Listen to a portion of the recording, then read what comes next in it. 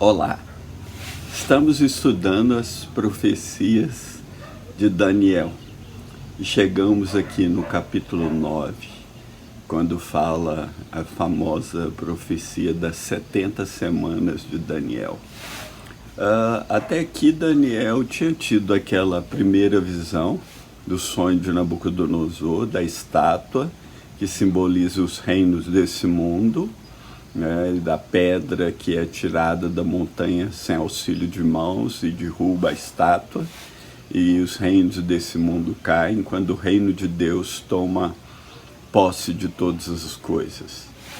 E vimos a interpretação disso também no capítulo 7, onde Daniel tem a visão dos 4 animais, tem a visão do ancião de dias, do filho do homem, e dos 4 reinos que estão representados na estátua, e daquele animal, o 4º animal estranho, que tem na sua cabeça 10 chifres, que são paralelos aos 10 dedos da estátua, simbolizando o último reino que vai estar na terra, que é ferro misturado com barro. Tem coisa humana com coisa talvez não humana, que não se mistura, mas todo esse mundo que a gente vive hoje, todo esse aspecto tecnológico. Depois chegamos no capítulo 8, onde ele tem a visão do carneiro e do bode, que representa o reino da Média e Medo-Persa, que era o carneiro e o bode, a Grécia, na pessoa de Alexandre, dos 4 chifres, que são os 4 generais que aparecem depois, que quando Alexandre morre, a Grécia é dividida em 4 reinos, e daí aparece de novo o chifre pequeno, que vai aparecer de um desses reinos, que é exatamente aquele reino grego que ficou ali na região do Oriente, lá especificamente no norte de Israel, lá pelo Iraque e acima. Vimos a história ali do anticristo, saindo do Império Assírio, de Nínive e tudo, e chegamos, e Daniel teve algumas visões que ele não compreendeu claramente, as visões, a visão dos tempos e metade de um tempo, a visão de 2.300 tardes e manhã, e Daniel continua buscando o Senhor, e também ele quer entender quando vai chegar o fim, a assolação de Jerusalém, porque quando ele teve a visão lá da desolação profetizada no capítulo 8, talvez ele pensou que ele se referia à desolação de Jerusalém. E aí Daniel começa o capítulo 9 com uma oração. Eu quero falar um pouco sobre essa oração, porque ela é a base para a resposta que lhe virá na visão ou na profecia das 70 semanas.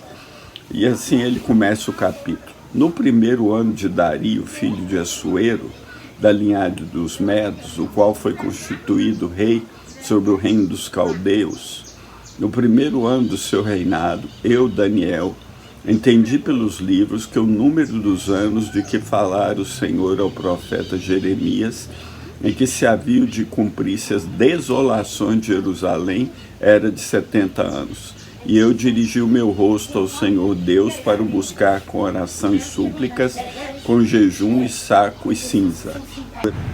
Então Daniel está orando e ao mesmo tempo consultando os rolos de Jeremias, e ele entende que a assolação, a desolação de Jerusalém duraria 70 anos. Interessante, 70 anos vai ser paralelo à resposta de Deus para ele sobre as 70 semanas. Então Daniel entendeu isso, e ele já falara sobre o assolador lá no capítulo anterior, que nós sabemos que seria o anticristo. E nós, profeta, como eu disse antes, pode ter confundido a assolação de Jerusalém com esse assolador. Então, aí ele continua a oração. no capítulo 9, a partir do versículo 4.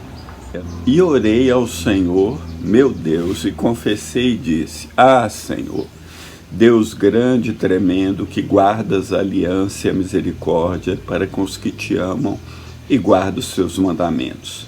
Pecamos e cometemos iniquidades e procedemos impiamente e fomos rebeldes, apartando-nos dos teus mandamentos e dos teus juízos. E não demos ouvidos aos teus servos, os profetas, que em teu nome falaram aos nossos reis, aos nossos príncipes e a nossos pais, como também a todo o povo da terra. A ti, ó Senhor, pertence a justiça, mas a nós a confusão de rosto, como hoje se vê. Aos homens de Judá e aos moradores de Jerusalém, a todo Israel, aos de perto e aos de longe, em todas as terras por onde os tens lançado, por causa das suas rebeliões que cometeram contra ti. A ação de Daniel é notável. Primeiramente, ele se identifica com o pecado do seu povo. Ele sempre usa o verbo na primeira pessoa do plural. Nós pecamos, nós fomos rebeldes, nós deixamos teus mandamentos, nós não demos ouvidos aos profetas. Sempre nós. Então essa oração é um modelo para nós orarmos hoje, seja pela nossa nação, seja pela sua igreja, seja para quem está sofrendo, seja por pedir a Deus, para tocar em pessoas, curar e libertar nesses momentos de dor e de pandemia. E o versículo 7, ele tem um ingrediente profético maravilhoso, porque ele fala dos moradores de Judá, dos moradores de Jerusalém e a todo Israel. E ele diz aos de perto e aos de longe. Então, o que seria esses aos de longe? Eu creio que nele estava o espírito de profecia. Então, aos de longe, com certeza, que é da parte casa de Israel também, é parte de Israel, Israel de Deus. Eu creio que ele se refere aos gentios que entrariam no reino, porque Daniel é um profeta, ele sabe o que está orando, ele entende as coisas, ele entende os tempos que ele vive, e por isso ele ora desse modo. E ele continua a oração no versículo 8, e ele diz o seguinte, a partir do 8, ó Senhor, a nós pertence a confusão de rosto, aos nossos reis e aos nossos príncipes e a nossos pais, porque pecamos contra ti. Você vê, quando a gente peca, quando a nossa geração peca, quando o nosso povo peca, a nós pertence a confusão de rosto, ou seja, ficar envergonhado, ficar aborrecido, chateado diante de Deus, porque pecamos contra Deus, porque o pecado é contra Deus. E aí, na sequência, ele diz, a ti, contra ti pecamos. E no 9, ao Senhor nosso Deus pertence a misericórdia e o perdão, pois nos rebelamos contra ele. Enquanto ao homem pertence a vergonha, a Deus pertence a misericórdia e o perdão. E está escrito lá no Salmo 130, que com ele está o perdão para que ele seja temido. Precisamos temer a ele, porque ele é o único que pode perdoar os nossos pecados. Sendo que na Bíblia teve gente que chorou e não foi perdoado, não achou lugar de arrependimento, que no caso foi Esaú. Então, cuidado para não endurecer seu coração. E ele diz mais no 10, e não obedecemos à voz do Senhor nosso Deus para andarmos nas suas leis que nos deu por intermédio dos teus servos, os profetas. Então, a desobediência à palavra de Deus é uma clara rebelião. Sim, todo Israel transgrediu a tua lei, desviando-se para não obedecer à tua voz. Por isso, a maldição e o juramento que estão escritos na lei de Moisés, servo de Deus, se derramaram sobre nós, porque pecamos contra ele. Então, na lei, se você desobedece à lei, vem a maldição. Isso lá Moisés tinha mandado proclamar bênção e a maldição no monte Gerizim, no monte Ebal. E assim acontece também hoje. Se você peca e permanece rebelde contra Deus, você vai colher, porque tudo que o homem semear, ele vai colher. E Daniel continua, versículo diz que Israel transgrediu a lei, e ele confirmou a sua palavra que falou contra nós e contra os nossos juízes que nos julgavam, trazendo sobre nós um grande mal, porquanto debaixo de todo o céu nunca se fez como se tem feito em Jerusalém. Como está escrito na lei de Moisés, todo esse mal nos sobreveio. Apesar disso, não suplicamos à face do Senhor nosso Deus para nos convertermos das nossas iniquidades, para nos aplicarmos à tua verdade. Versículo 14, por isso o Senhor vigiou sobre o mal e o trouxe sobre nós, porque justo é o Senhor nosso Deus em todas as suas obras que fez, pois não obedecemos a tua voz. Então ele reivindica, né, que a justiça de Deus, né, ao homem pertence a vergonha, a Deus pertence a misericórdia e o perdão. Deus é justo, quando se desobedece você colhe isso, e Daniel diz isso, como Davi também diz no Salmo 51, ele diz, contra ti somente pequei, e fiz o que é mal à tua vista, para que seja justificado quando falares e puro quando julgares. O Davi está dizendo, o Senhor é justo, tudo que tem acontecido comigo por causa do meu pecado mostra que Deus é justo. E no versículo 15, Daniel muda o tom da sua oração, porque ele diz assim, no versículo 15, agora, pois, ó Senhor nosso Deus, que tiraste o teu povo da terra do Egito com mão poderosa e ganhaste para ti nome como hoje se vê. Temos pecado, temos procedido impiamente. De novo, né? Daniel, ele se identifica com o povo. Nós erramos. E agora, Senhor, mas agora, né, nesse tempo que eu estou suplicando, né, olha, o que ele vai falar? Agora ele abre espaço para fazer um pedido para Deus, né?